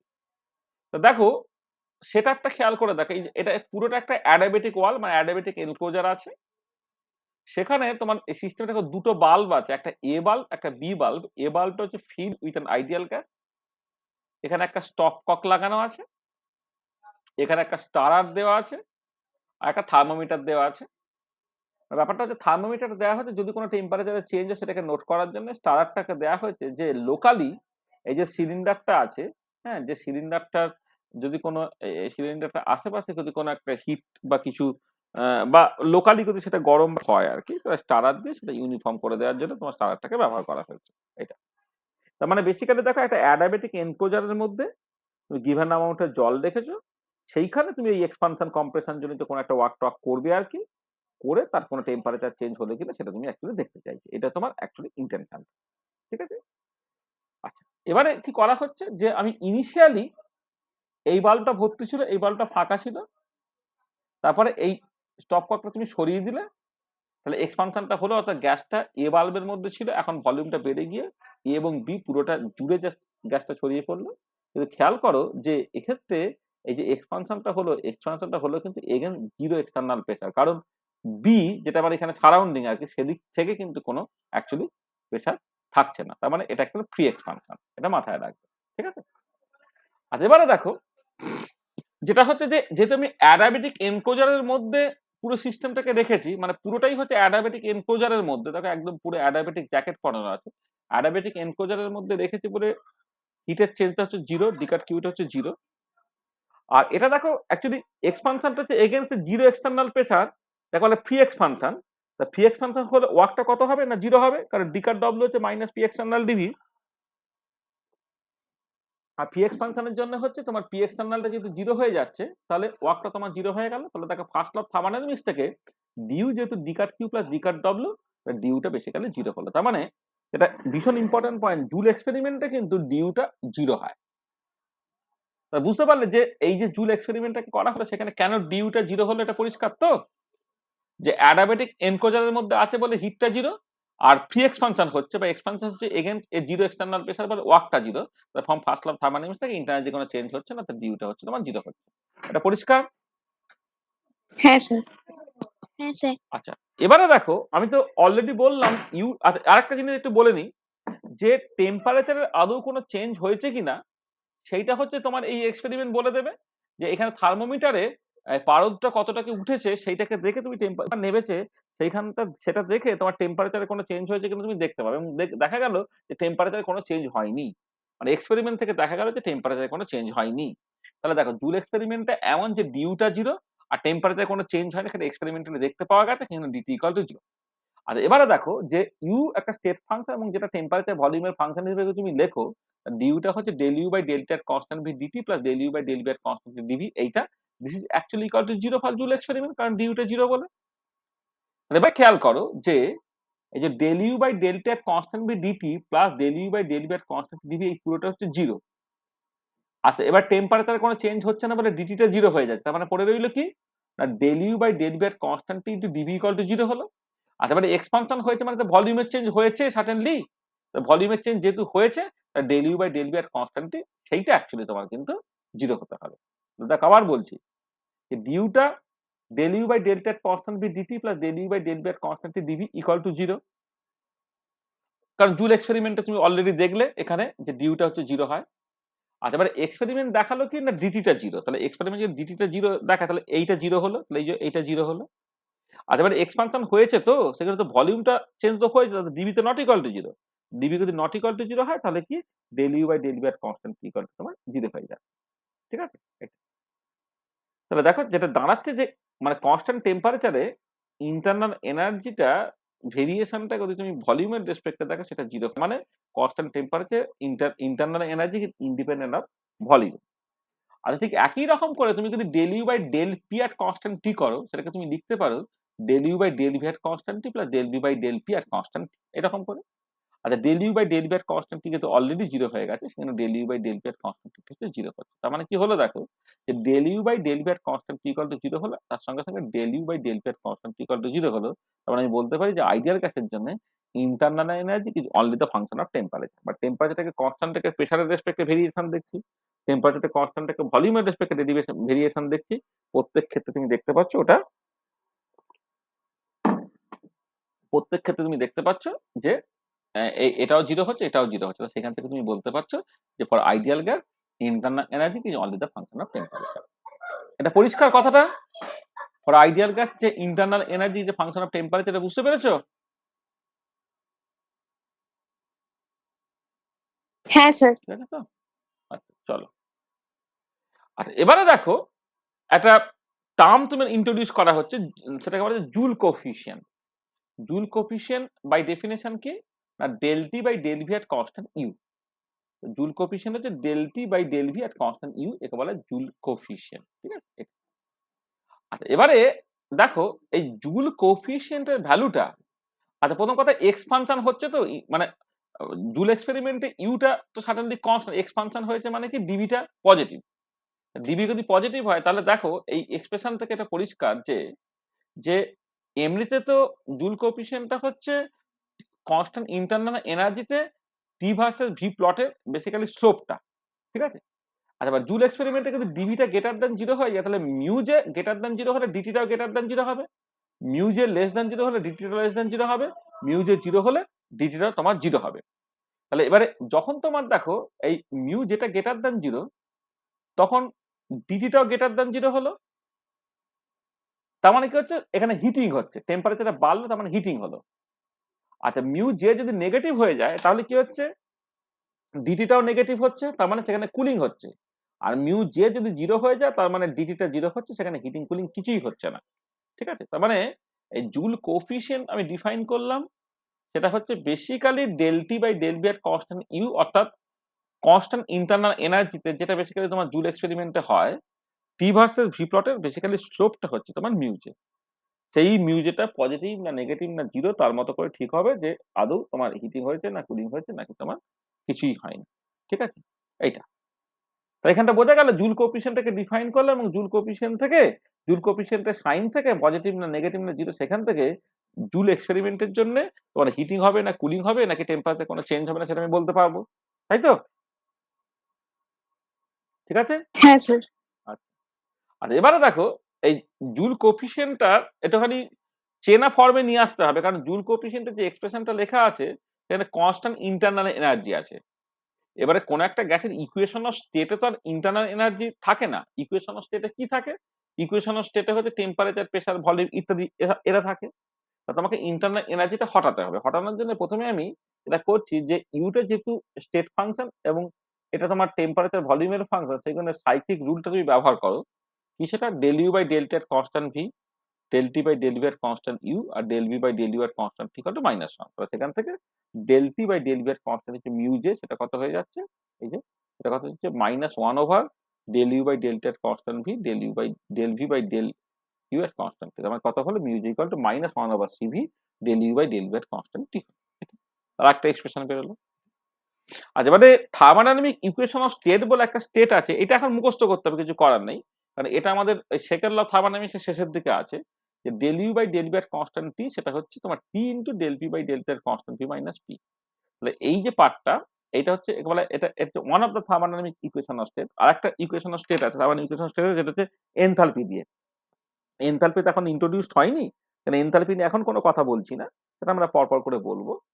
সেটা হচ্ছে যে এই del you by del V এর কনস্ট্যান্ট টি হচ্ছে T into del P by del T এর কনস্ট্যান্ট পি মাইনাস পি, সেটা ম্যাক্সওয়েল রিলেশন ব্যবহার করে করতে পারা যায়। তো সেখান থেকে মিউ জে এর দেখা একটা এক্সপ্রেশন বেরিয়ে গেল minus one over CV T into del P by del T এর কনস্ট্যান্ট পি মাইনাস পি। এটা ঠিক আছে। আচ্ছা, এবারে এই এই যে ফর্মটা, এটা আমি আরো অনেক রকম ভাবে লিখতে পারি, কিন্তু এই যে পার্টিকুলার ফর্মটা তুমি পেয়েছো, এই পার্টিকুলার ফর্মে দেখো পুরো জিনিসটাই কিন্তু টেম্পারেচার, প্রেসার, ভলিউম তাদের টার্মসই পুরোটা চলে আসছে। অর্থাৎ এখন তুমি del P by del T এর কনস্ট্যান্ট ভিটাকে কিন্তু বের করার স্টেজে আছো। তা কি হচ্ছে না, for real gas PV equal to nRT and hence del P by del T constant between nR by V। আমি sorry, for ideal gas, sorry real gas, for ideal গ্যাসের ক্ষেত্রে না আমি মিউজের এক্সপ্রেশনটাকে বের করতে চাইছি। তো ভালো, ডেল পি বাই ডেল মানে আইডিয়াল গ্যাসের জন্য যেহেতু পিভি ইকুয়াল টু এনআরটি, তো সেখান থেকে del P by del T এর কনস্ট্যান্ট ভি হচ্ছে এনআর বাই ভি হয়ে গেল। এবার তুমি মিউজের এক্সপ্রেশনে বসিয়ে দাও, minus one over CV T into del P by del T এর constant V minus P. Del P by del T এর কনস্ট্যান্ট ভিটা হচ্ছে এনআর বাই ভি, আমি বসিয়ে দিলাম, তাহলে minus one over CV nRT by V minus P. NRT by V যেহেতু P হয়, তাহলে P minus P equal to তোমার জিরো হয়ে গেল। তার মানে কি দেখতে পেলে, যে আইডিয়াল গ্যাসের যেটা মিউ যেটা তোমার জিরো হচ্ছে, তাহলে আইডিয়াল গ্যাসের জন্য যে মিউ যেটা জিরো হচ্ছে, এর অ্যাকচুয়ালি এখান থেকে তুমি কি কনক্লুড করতে পারো? কনক্লুডটা করতে পারি কি, দেখো যে মিউ যদি জিরো হয়, তাহলে এই ডেফিনেশন থেকে অলরেডি বলা হয়েছিল মিউ যদি জিরো হয় ডিটিটা জিরো হবে, অর্থাৎ হিটিং বা কুলিং কিছু হবে না। তার মানে এটার মানে হচ্ছে যে in joule experiment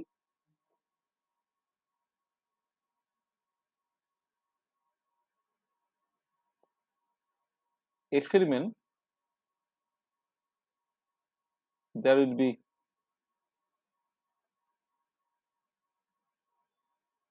neither heating nor cooling due to Joule's expansion।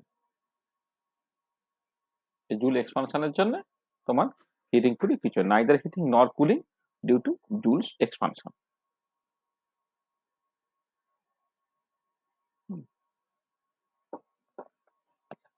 আর এবারে দেখো তোমার, এবং আচ্ছা একটা কিন্তু বলে নিই, যে এখানে জুল এক্সপেরিমেন্টটা যেরকম ভাবে শুরুতে ডিজাইন করা হয়েছে, সেটা সত্যি কি মিথ্যা আমি পরে বলছি।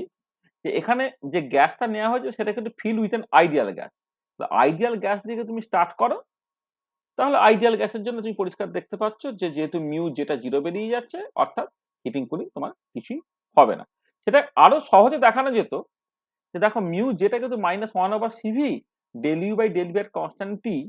এবার তুমি জুল এক্সপেরিমেন্টে অলরেডি দেখেছো del you by del V এর constant T equal to zero ideal গ্যাসের জন্য, সেখানে মিউ যেটা জিরো সেটা তুমি বলে দিতে পারতে আর কি। ঠিক আছে, তবু আমি ম্যাথামেটিক্যালি তোমাকে করে দেখিয়ে দিই। আচ্ছা, এবার ভ্যান ডার ওয়াল গ্যাসের জন্য কি হবে? ভ্যান ডার ওয়াল গ্যাসের জন্য P plus N square by V square into V minus N B equal to nRT. তাহলে সেখান থেকে পিটাকে তুমি লিখে ফেলতে পারছো কত, nRT by V minus N B minus N square A by V square. মানে এটা আমি লিখিনি আসলে, ওই অল্প জায়গার মধ্যে করে দেবো বলে। দেখো এইখান থেকে তুমি পিটাকে কি পাচ্ছ, পিটা পাচ্ছ দেখো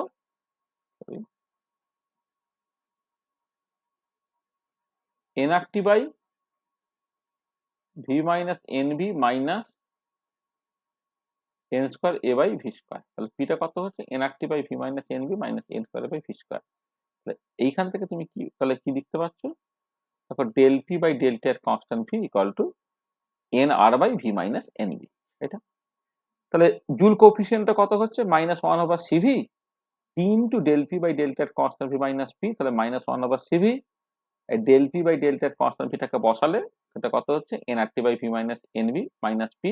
এই ইকুয়েশন থেকে দেখো এই NRT by V minus N B minus পিটা কত হবে N square by V square. তাহলে কত হচ্ছে এটা N square A by V square, আর এখানে একটা সিভিটা অবশ্য থাকতো। এখানে হচ্ছে তোমার মানে এই যে nRT by V minus NB minus P, সেটা হচ্ছে N square A by V square. তার মানে কি হলো এটা, আমি কি করলাম, এক সেকেন্ড দাঁড়াও,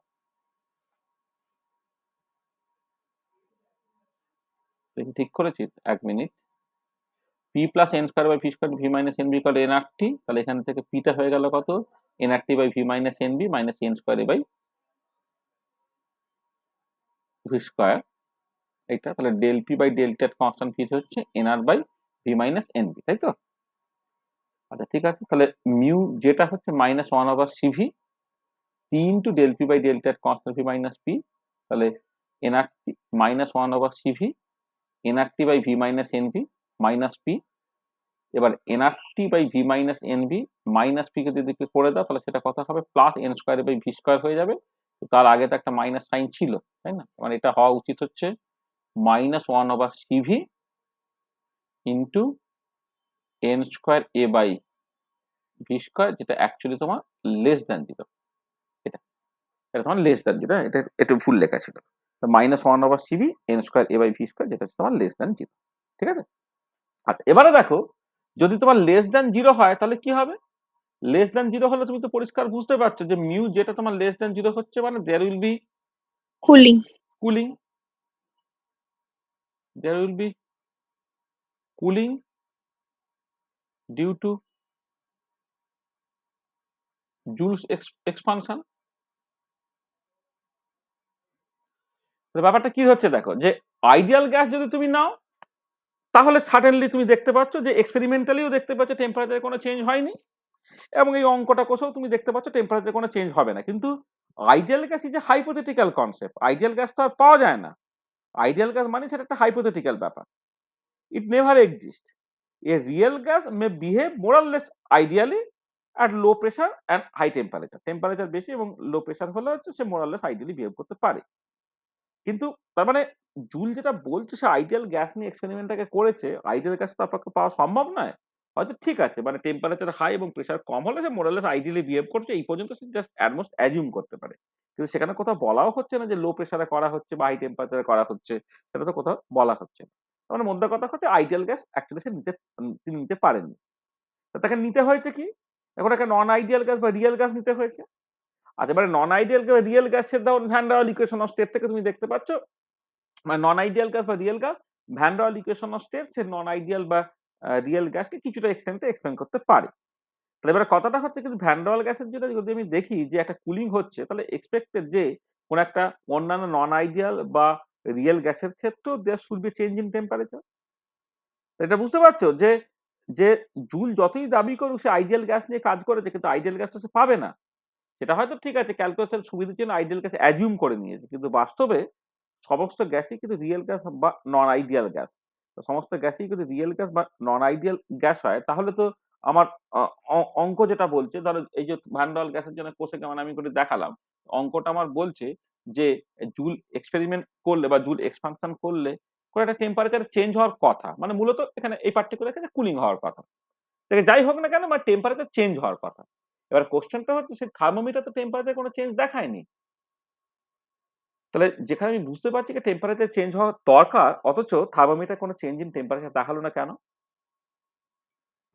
কারণটা কিছুই না, তখন যে সমস্ত থার্মোমিটার গুলো ব্যবহার করা হতো না সেটা অতটা মানে তার রেজলিউশনটা অতটা ভালো নয় আর কি। রেজলিউশন অতটা ভালো নয় মানে হচ্ছে যদি সামান্য পরিমাণ টেম্পারেচারের চেঞ্জ হয় সেটাকে দেখাতে পারে না। আচ্ছা যেটা হচ্ছে যে এই পুরো এক্সপেরিমেন্টে যেটা হচ্ছে যে তোমার একটা অনেকটা পরিমাণ জল নিয়েছো, জলের লেটেন্ট হিট হচ্ছে অনেকটা বেশি। সেখানে অনেকটা ইন্টারনাল এনার্জি চেঞ্জ হলে তবেই তোমার টেম্পারেচারের সামান্য চেঞ্জ, মানে অনেকটা আমি বলবো যে মানে কি বলবো যে ওই যে টেম্পারেচারের চেঞ্জটা ম্যানিফেস্টেড হতে গেলে তোমার মানে যতটা রেজলিউশন দরকার ছিল আরকি, থার্মোমিটারটা অতটা রেজলিউশনের নয়। মানে ধরো এই যে মানে এখানে এই পার্টিকুলার প্রসেসটার জন্যে, হ্যাঁ? হয়তো খুব সামান্য টেম্পারেচারে কিছু একটা চেঞ্জ হতে পারত। কিন্তু থার্মোমিটারটা হয়তো সেই লেভেলের প্রিসিশন তার ছিল না। থার্মোমিটারে তুমি টেম্পারেচার চেঞ্জটাকে দেখতে পাচ্ছ না। আসলে টেম্পারেচার চেঞ্জটা বেশ কম হবে তার কারণটা তো অনেকটা পরিমাণ জল নিয়েছে এবং জলের লেটেন্ট হিটটাও বেশ বেশি। সেই জন্য হয়তো তুমি টেম্পারেচার চেঞ্জটাকে দেখতে পাওনি, কিন্তু অ্যাকচুয়ালি টেম্পারেচার চেঞ্জ হওয়ার কথা। সেটাই লিখেছে যে, "But thermometer shows no change in temperature. One possible explanation may be as amount of water taken is very large and specific heat of water is very high, the corresponding change in temperature is very low. The ordinary thermometer failed to show the temperature change." তাহলে বুঝতে পারলে যে joule এক্সপেরিমেন্টে actually temperature change হওয়ার কথা, কিন্তু temperature চেঞ্জটা দেখতে পাওয়া যায়নি কেন? তার পসিবল কারণটা পরিষ্কার তো? ঠিক আছে? হ্যাঁ স্যার। হলো?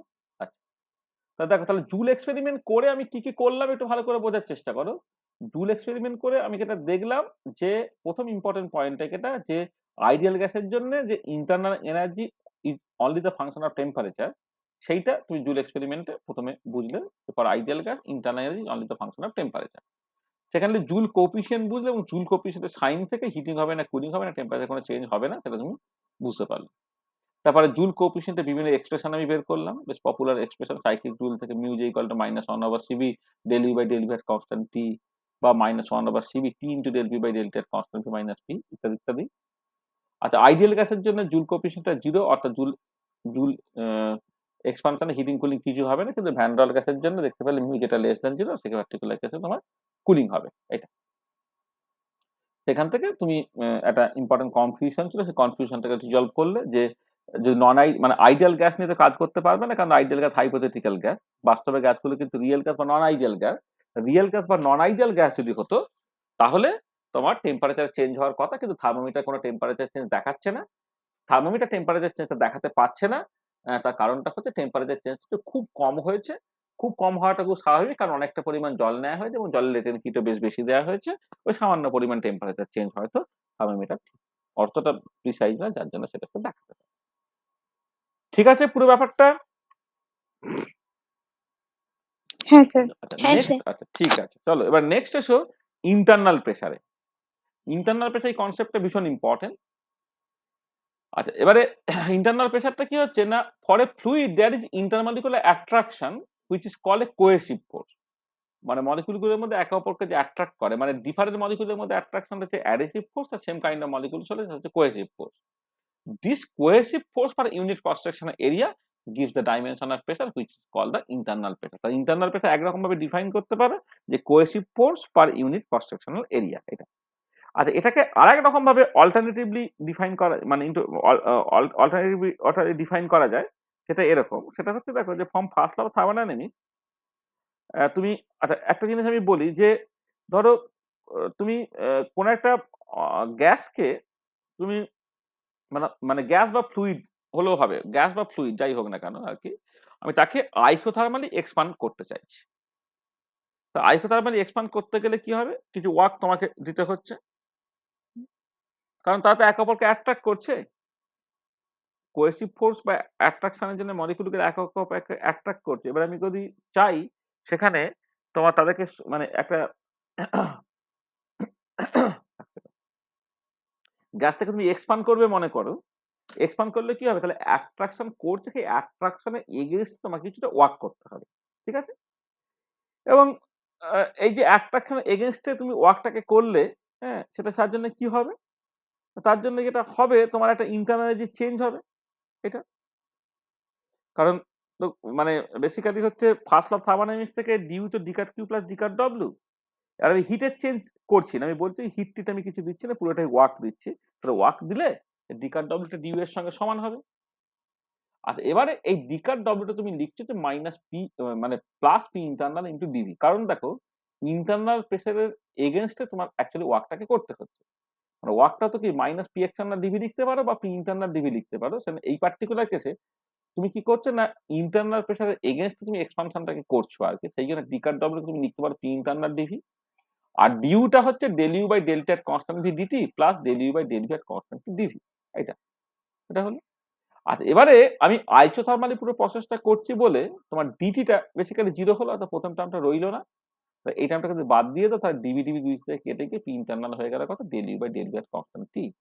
তাহলে এইটাই হচ্ছে তোমার বলা হচ্ছে ইন্টারনাল প্রেসার। এখানে পি ইন্টারনাল বা পাই দিয়ে এক্সপ্রেস করা হয়।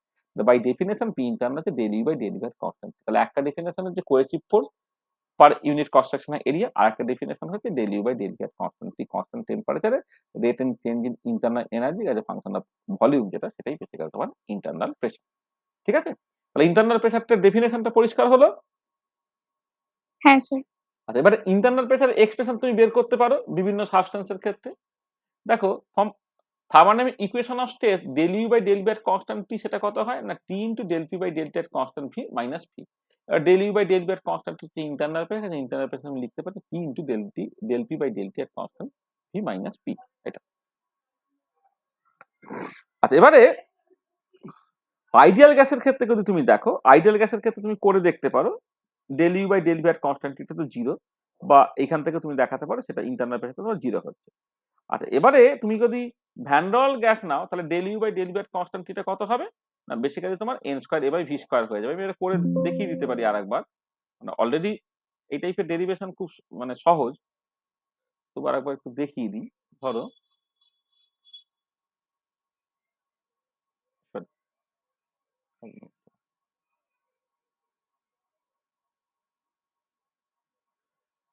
পরীক্ষা দেয় আর কি অনেক সময়, সেখানে আরেকবার একটুখানি ভালো করে দেখিয়ে দিই। ধরো for van gas,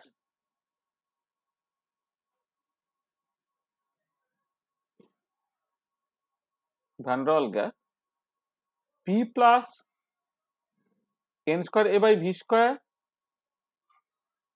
into V minus N B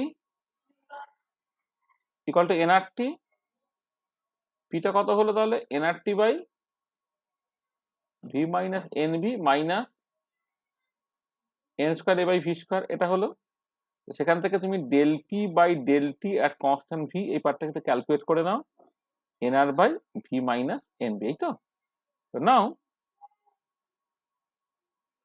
internal pressure যেটা, সেটা হচ্ছে তোমার del you by del V at constant T, সেটা কি T into del P by del T at constant V minus P from thermodynamic equation of state, এইটা।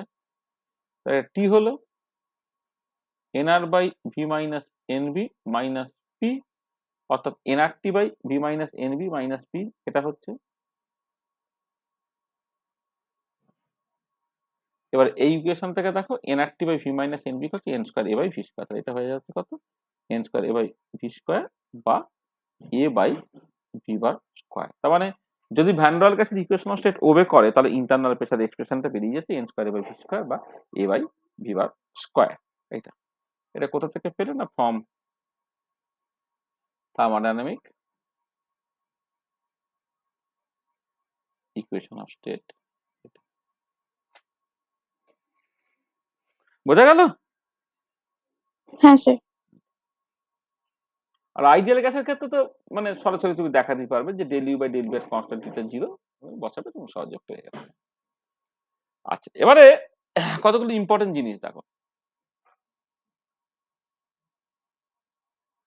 পরীক্ষার দেয় a gas which obeys Joule's law pressure is proportional to temperature. একটা gas যে Joule's law obey করে তার ক্ষেত্রে প্রেসারটা টেম্পারেচারের সঙ্গে proportional.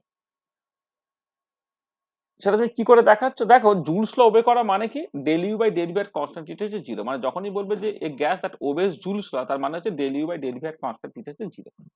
R from thermodynamic equation of state থেকে del you by del V at constant T, সেটা আবার কত T into del P by del T at constant V minus P, সেটা ইকুয়াল টু জিরো হলো। তুমি এখান থেকে দেখো ডিপি মানে টি ডিপি বাই ডিটিটাকে ডান দিকে পিটা তুমি নিয়ে গেলে, মানে এটাকে তুমি এগুলো আসলে একটু পিপিটি করার জন্য এখানে টেপ জাম করা হয়েছে। তাহলে এখান থেকে দেখো, এখান থেকে তুমি কি লিখতে পারছো তাহলে, সেটা হচ্ছে T into del P by del T at constant V, সেটা তোমার পি এর সঙ্গে সমান, এইটা এটা। এবারে তুমি এখান থেকে যেটা করছো যে টি ডিপিটা হচ্ছে তোমার পি ডিটির সঙ্গে সমান হচ্ছে হোয়েন ভি ইজ কনস্ট্যান্ট, যখন ভলিউমটা কনস্ট্যান্ট, এইটা। এবার একদিকে চলে এলে দেখো dP by P equal to dT by T হচ্ছে কখন না হোয়েন ভলিউম ইজ কনস্ট্যান্ট। এটা কিন্তু ভলিউমটা কনস্ট্যান্ট তোমাকে মাথায় রাখতে হবে, ভলিউম ইজ কনস্ট্যান্ট। তো দেখো এখানে integral dP by P equal to integral dT by T, অর্থাৎ ln P equal to ln T plus ln K. তাহলে ln p equal to ln t plus ln k। দেখো এই যে আমি integrate করছি, করে এখানে ln k টা হচ্ছে কনস্ট্যান্ট অফ ইন্টিগ্রেশন। এই যে ln k টা হচ্ছে তোমার কনস্ট্যান্ট অফ ইন্টিগ্রেশন, এটা ইন্টিগ্রেশন কনস্ট্যান্ট। আমি এখানে ডেফিনেট ইন্টিগ্রেশনটা করছি না, ইনডেফিনেট ইন্টিগ্রেশন করছি, এটা ইন্টিগ্রেশন কনস্ট্যান্ট তোমার থাকবে। তাহলে এবারে তুমি জাস্ট বসিয়ে দিলে এটা p ইকুয়াল টু, মানে এখানে ln p equal to ln t plus ln k মানে কত, ln k ইনটু t, এখানে p ইকুয়াল টু kT হয়ে গেল, p টা প্রপোর্শনাল টু টেম্পারেচার হয়ে গেল। তো দেখো যে যে গ্যাসগুলো জুলস ল ওবে করে তার ক্ষেত্রে প্রেসারটা প্রপোর্শনাল টু টেম্পারেচার হবে। যেমন দেখো আইডিয়াল গ্যাসের ক্ষেত্রে পরিষ্কার দেখতে পিভি ইকুয়াল টু nRT, তাহলে কনস্ট্যান্ট ভলিউম যদি তুমি রাখো তাহলে সার্টেনলি হচ্ছে p টা প্রপোর্শনাল টু তোমার টেম্পারেচার, এটা। আচ্ছা, এবারে ধরো কোন একটা গ্যাসের ইকুয়েশন অফ স্টেট হয়তো p into V minus nb equal to nRT, যদি এরকম হয়, সেই গ্যাসের ক্ষেত্রে কি হচ্ছে একটু দেখো তো। আচ্ছা, এটা করে দিতে হবে, এটা করে দেখাচ্ছি। মানে এ গ্যাস ওবেজ দ্য, মানে ধরো একটা গ্যাস যে basically P into V minus NB equal to nRT, এই ইকুয়েশনটা ধর ওবে করছে, ঠিক আছে। তার ক্ষেত্রে দেখো, এক মিনিট একটু আমি করে দেখিয়ে দিই তোমাকে।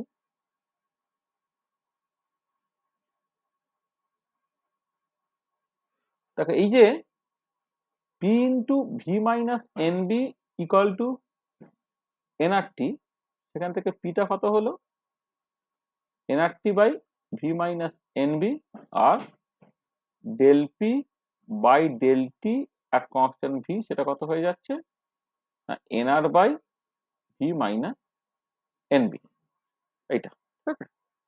Del P by del T এর কনস্ট্যান্ট ভি হচ্ছে NR by V minus NB, এটা হলো। আচ্ছা, এবারে দেখো এর জন্য del you by del V at constant T যদি তুমি ক্যালকুলেট করো, সেটা কি দাঁড়াচ্ছে T into del P by del T at constant V minus P, অর্থাৎ NR T by V minus NV minus P. তো দেখো এটা basically NR T by V minus P minus P হয়ে যাচ্ছে, পি মাইনাস পি হয়ে যাচ্ছে, সেটা তোমার জিরো হয়ে যাচ্ছে। তার মানে del you by del V at constant T, এই গ্যাসটাও যদি নাও তার জন্য তোমার জিরো হয়ে যাচ্ছে। আর একটা জিনিস আমি করে দিই, সেটা হচ্ছে কি ধরো পি প্লাস, এটা অনেক সময় পরে P plus N square by V square into V equal to ধরো এনআর, মানে ভ্যান্ডাল গ্যাসের এখানে বিটা জিরো আর ভ্যান্ডাল গ্যাস এখানে এটা জিরো। তাহলে এখন যদি পিটাকে লেখো তাহলে nR T by V minus N square A by V square del P by del T at constant V, সেটা কত হচ্ছে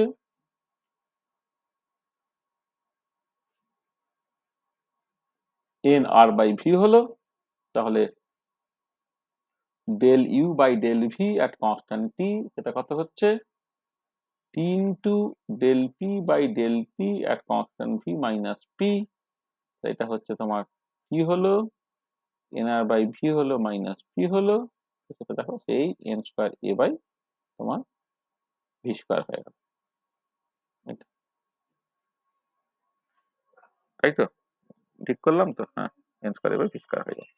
del you by del V at constant টিটা হচ্ছে পার্টিকুলার কেসে মানে ভ্যান্ডাল গ্যাসের যেটা হয় সেটার সঙ্গে সেখানে সমান হয়ে যায়।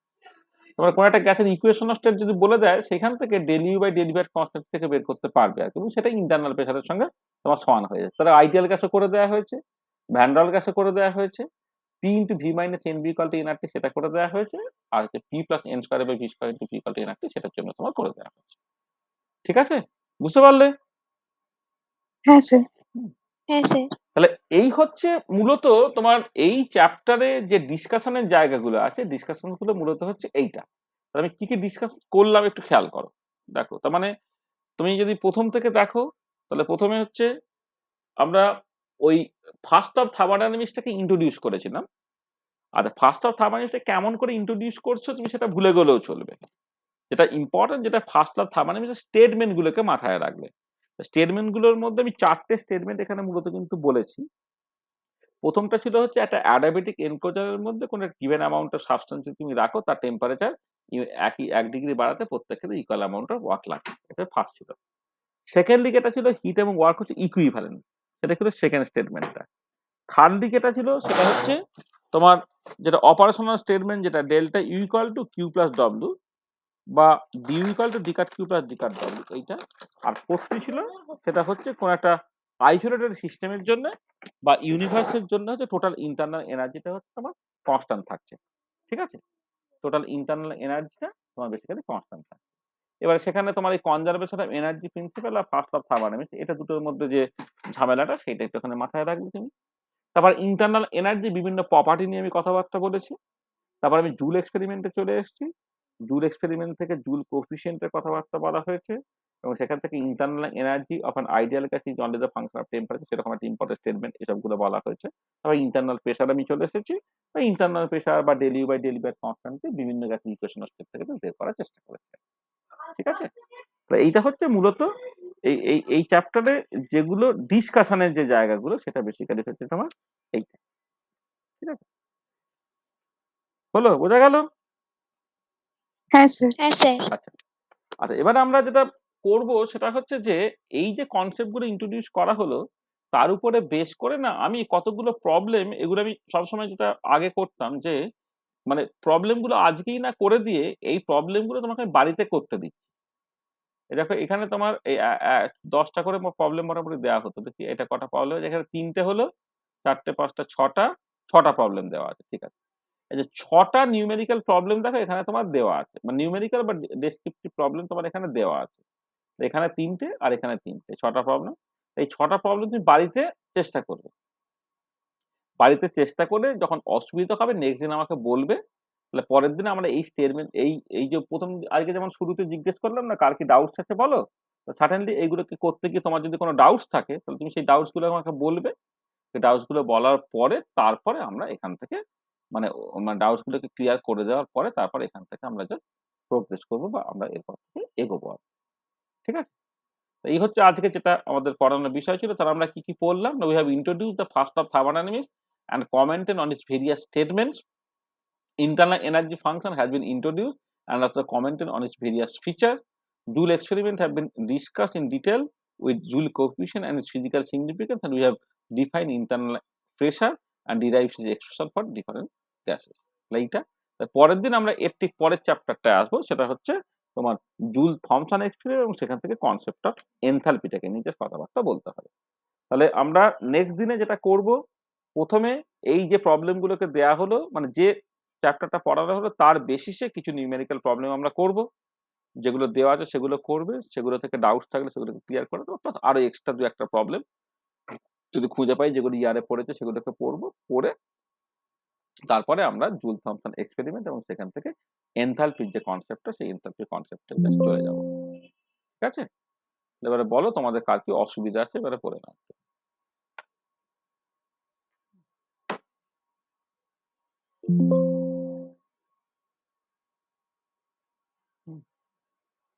বলো, কারো যদি কিছু সমস্যা থাকে বলো।